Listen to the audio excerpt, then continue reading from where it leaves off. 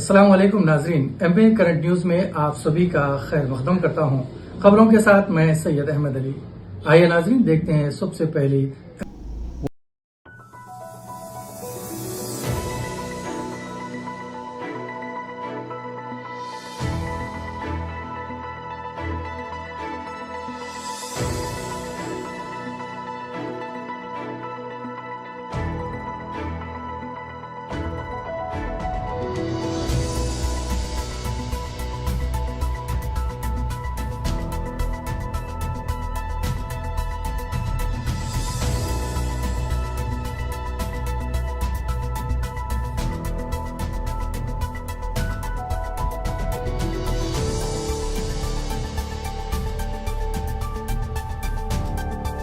इनकी बहन आई राहुल गांधी की मोहतरमा।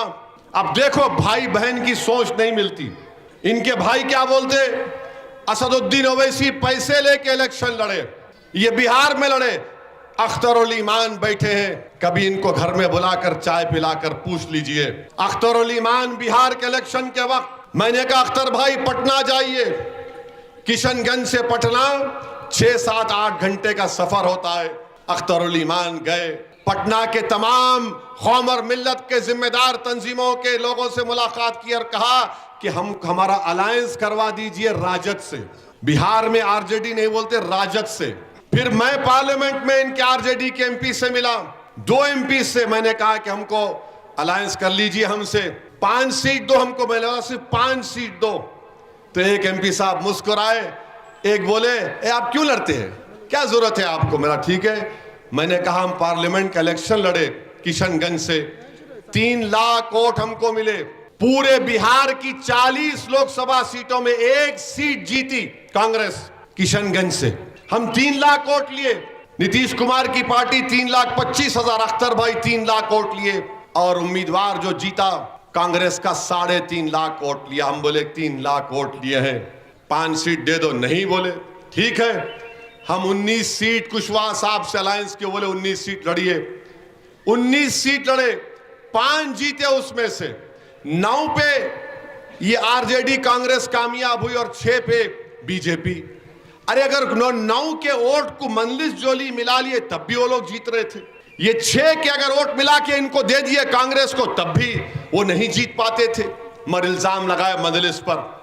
मेरे 5 एमएलए जीते। ये अख्तर ईमान आफ्ताब साहब, अल्लाह इनको सलामत रखे, 5 साल सीमांचल के गांव गांव जाकर आफ्ताब साहब, अख्तर भाई, माजिद हुसैन आपका हैदराबाद से वहां पर जाना, कौन सा एयरपोर्ट है वो, बागडोरा जाना 2 घंटे की फ्लाइट, बागडोरा से गाड़ी में जाना किशनगंज 1.5-2 घंटे, फिर किशनगंज से सीमांचल जाना 2-2, 3-3 घंटे।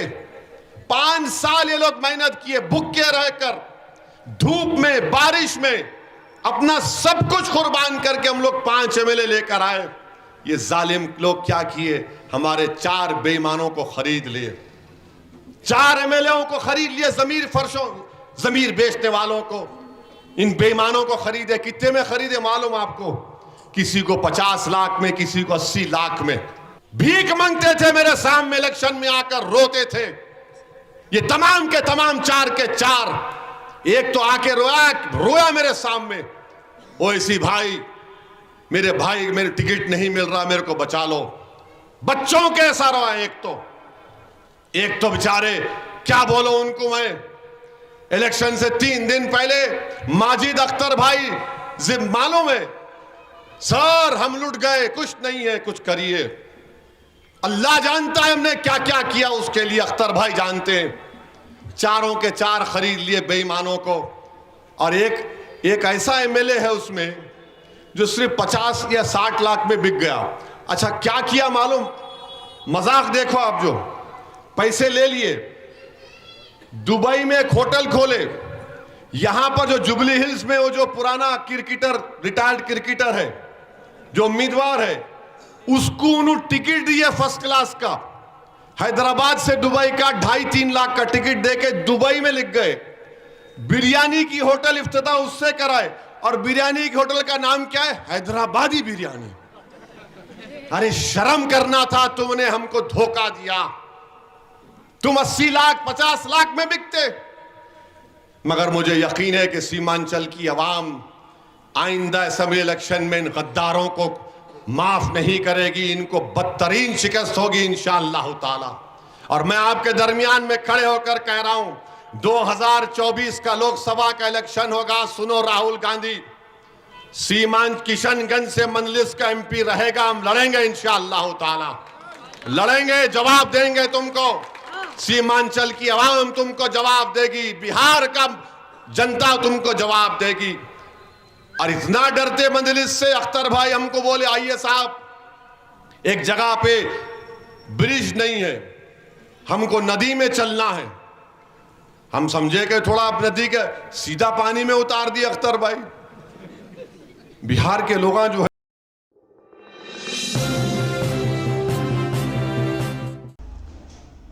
कांग्रेस पार्टी ने बीआरएस के कारगुजार सदर केटीआर के खिलाफ इलेक्शन कमीशन में शिकायत दर्ज करवाई है। कांग्रेस ने बीआरएस की इंतखाबी मुहिम से मुताल्लिक इलेक्शन कमीशन से शिकायत की है। कांग्रेस ने अपनी शिकायत में कहा है कि वजीर केटीआर इंतखाबी उसूलों की खिलाफ वर्जी करते हुए मुहिम चला रहे हैं। कांग्रेस ने केटीआर को 3 दिन तक इंतखाबी मुहिम में हिस्सा लेने से रोकने के अहकाम जारी करने का मुतालबा किया। शिकायत में कहा गया है कि वजीर केटीआर ने एक सरकारी इमारत टी हब में तलबा और नौजवानों के साथ मीटिंग की। कांग्रेस ने टी हब में होने वाली मीटिंग पर एतराज किया। रियासती इंतखाबी अफसर से मुलाकात करने वाली कांग्रेस टीम ने कहा है कि इंतखाबी ज़ाब्ते नाफिज होने के दौरान सरकारी दफातर में मुहिम चलाना ज़ाब्ते की खिलाफ वर्जी है।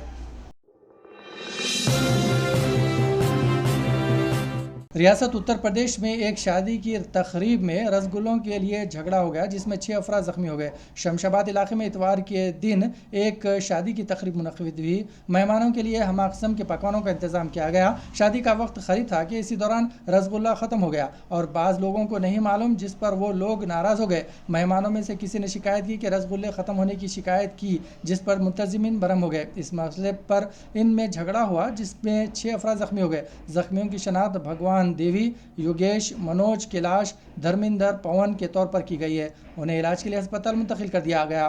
पुलिस ने इस सिलसिले में मुकदमा दर्ज करके तहकीकात का आगाज़ कर दिया है।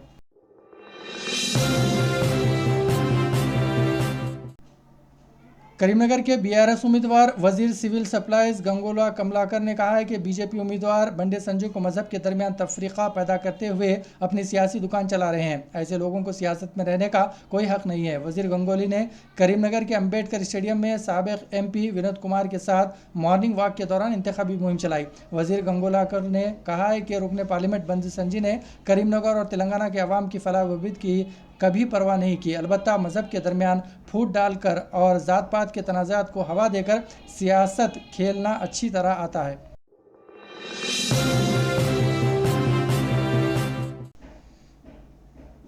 मरकजी वज़ीर दाखिला अमित शाह ने कहा है कि तेलंगाना में बीजेपी इख्तिदार में आने के बाद 4% मुस्लिम रिजर्वेशन को ख़त्म करते हुए इसे SC, ST, BC तबक़ात में तकसीम किया जाएगा। कोटला में बीजेपी के जलसे आम से खिताब करते हुए अमित शाह ने कहा है कि तेलंगाना में बीजेपी बरसर इख्तिदार आने पर एकसाथ सिविल कोड पर अमल, मुस्लिम रिजर्वेशन को ख़त्म कर दिया जाएगा। अमित शाह मरकजी वज़ीर दाखिला अमित शाह ने कहा है कि बीजेपी तेलंगाना में बरसर इख्तिदार आने पर एकसाथ सिविल कोड पर अमल किया जाएगा। उन्होंने तेलंगाना में अमल किए जाने वाले 4% मुस्लिम रिजर्वेशन को भी खत्म करने का ऐलान किया और कहा कि यह गैर कानूनी कोटा है। उन्होंने इस रिजर्वेशन को खत्म करते हुए OBC, दलितों और STs के कोटे में इजाफे का ऐलान किया। उन्होंने कहा कि 17 सितंबर को बीजेपी हर साल सरकारी सतह पर हैदराबाद लिबरेशन डे की तकरीब मनाएगी।